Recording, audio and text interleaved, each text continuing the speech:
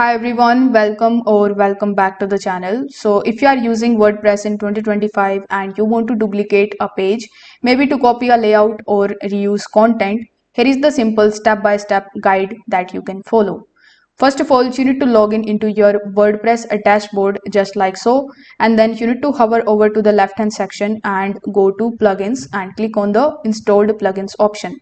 We need to install a plugin that is called duplicate page. So here select the option of add new plugin in the top, and you need to use this search bar in the top in order to search for duplicate page keyword. Then you will be able to find duplicate page, so you need to simply install it from here, then click on the activate button in order to activate it.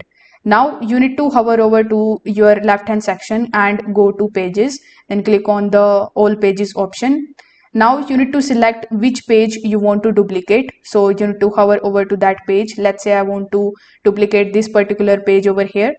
After selecting that page, you will see duplicate this option, so click on the duplicate this option and your page will be cloned immediately.